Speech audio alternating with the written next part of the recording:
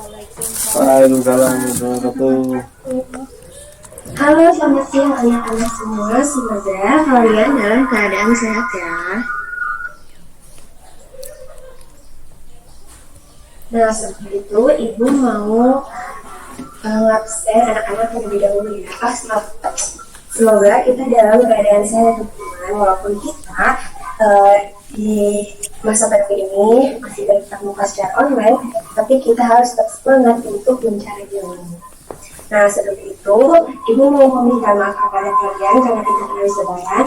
Minal izin, mohon maaf lahir dan batin. Sebelumnya, sebelum kita mulai pembelajaran, Ibu mau kita berdoa terlebih dahulu. Berdoa dimulai. Berdoa selesai. Sebelum itu, Ibu mau cek kehadiran teman-teman terlebih dahulu. Nah, bagi teman-teman yang dipanggil namanya on cam bilang hadir. Nah, tapi kalau ada yang berhalangan buat on cam bilang ke Ibu ya, konfirmasi. Di sini ada Yuryanti. Nanti hadir. Oke, baik. On cam ya, bagus. Terus ada Jessica Joyanka. Hadir Ibu. Oke, bagus. Ada Eva Riris Simanjuntak. Ibu. Eva Riris ada? Oh, tapi dilihat ada, tapi mungkin berhalangan buat kamu ya. Terus ada Muhammad Erin Fauzi. Hadir Bu, izin oke Bu. Lagi ada polisi. Oke, terima kasih ya teman-teman. Nah, sepertinya bersemua ya. Nah, mungkin ada yang berhalangan hadir, bisa konfirmasi ke Ibu. Tapi kayaknya kurang sehat, sepertinya sakit ya. Oke, nggak apa-apa. Nah, sebelum itu, sebelum kita pembelajaran, Ibu mau cek soal dulu deh. Sudah belajar tentang gambar bitmap, gambar vektor ini pertemuan kemarin. Sekarang Ibu mau ngasih peraturan di kelas Ibu. Jadi di peraturan itu kita harus on cam. Karena apa? Supaya kita kenal satu sama lain. Nanti kalau ada yang bertanya, nanti Ibu jawab, kita harus berdiskusi. Mau kita bertanya lama, susah atau susah, semuanya kita berdiskusi sama-sama supaya kita tahu ilmu baru dari teman semua. Terus teman-teman juga nanti harus selain aktif berdiskusi kayak itu harus berpakaian rapi. Coba teman-teman cek dulu pakaian teman-teman, pakai pakaian yang rapi tentunya, dan teman-teman juga nggak boleh ada yang bermain handphone. Jadi harus fokus belajar ya dari penjelasan Ibu.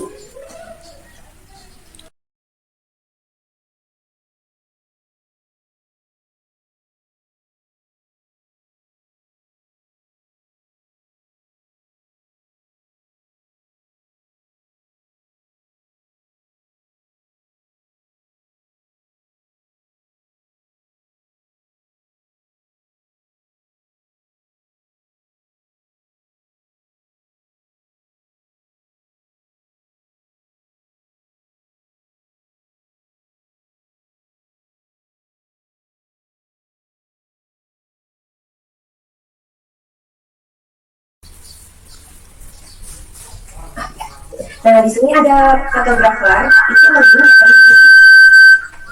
jadi fotografer itu orang yang motoin foto. Jadi fotografer itu ya kerjanya foto-foto. Misalnya tuh biasanya kan kalau kita motoin orang, motoin objek apapun itu, misalnya dari makanan, minuman, kayak orang atau objek pemandangan, itu yang motoin namanya fotografer. Oke, nah, sebelum itu, Ibu mau ngejelasin dulu peluang buat fotografer. Peluang fotografer di zaman sekarang itu banyak banget ya teman-teman. Karena di era digital ini, apalagi sekarang serba online ya teman-teman. Jadi semua yang dilakukan serba online. Kayak contohnya itu kayak promosi makanan. Jadi biasanya si para bisnis itu meminta bantuan kepada fotografer buat bikin produk-produknya. Jadi kayak semua desain makanan, baju gitu minta bantuan ke fotografer. Jadi peluang usahanya itu dapat banget ya teman-teman. Apalagi kita lulusan multimedia pasti berguna banget kalau kita ngedalamin profesi fotografer atau yang menarik tentang fotografi. Oke, next. Selain kita jadi fotografer, tentunya kita juga kan harus mempunyai alat-alatnya. Contohnya itu yang pertama itu ada kamera. Terus ini buat apa sih? Ya tentunya buat foto, buat ngangkat tadi yang dijelasin tentang objek kayak gitu.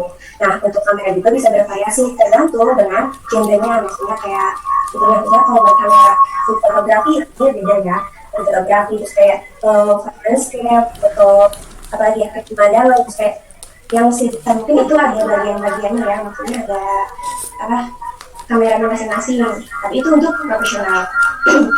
Tapi kayak gitu jadi bisa dihandle karena kita masih pengguna. Nah, selain itu, latihan itu ada misalnya itu artinya ada beberapa bisa memfokuskan objek, oke, lebih next slide. Next. Nah, yang ketiga itu ada tripod. Nah, kegunaan tripod itu untuk menopang bodi kamera yang memotret jadi supaya stabil ya teman-teman. Nah yang keempat itu ada payung reflektor gunanya untuk merefleksikan cahaya supaya stabil juga. Oke, boleh di next slide. Nah yang kelima itu ada lighting untuk mengurangi atau cahaya yang kurang gitu tuh. Maksudnya supaya lebih terang itu kita butuh pencahayaan tambahan gitu, lighting ya, supaya lebih terang, lebih bagus hasilnya. Lalu yang keenam itu ada background. Jadi background itu biasanya buat background supaya tidak terlihat membosankan fotonya, supaya lebih menarik. Biasanya kalau kalian nih ke foto studio biasanya ada background kayak background merah, background putih, apalagi kalau background biru itu sangat dibutuhkan sekali.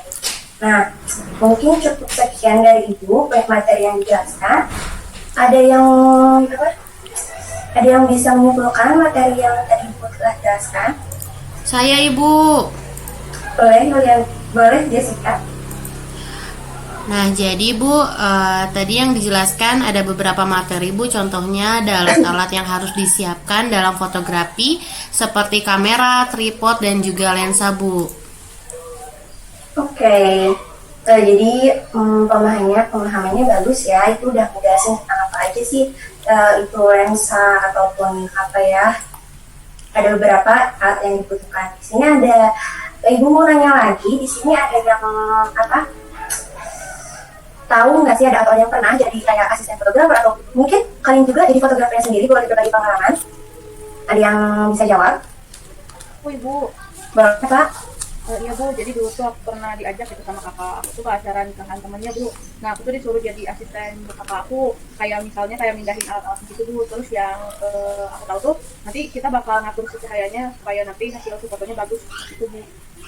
Oke, makasih ya Pak udah berbagi pengalamannya. Nah jadi itu kalau nggak apa jadi asisten fotografer juga, itu kan sama-sama belajar ya. Kalau mungkin juga kayak belajar banyak dari kakaknya, kalian Eva tuh harus nyiapin inilah itulah, karena untuk menjadi kayak fotografer profesional tuh banyak yang harus diatur ulang, maksudnya dari segi pencahayaan atau apapun itu tentang maksudnya yang dibutuhkan buat fotografi.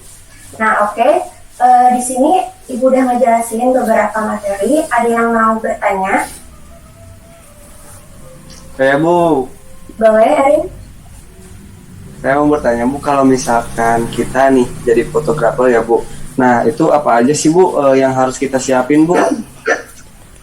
Oke, terima kasih Erin atas pertanyaannya. Ibu bantu jawab sedikit Ibu yang Ibu tahu. Kalau menjadi fotografer yang profesional itu banyak yang dibutuhkan. Yang pertama, Ibu tadi udah ngejelasin alat-alatnya.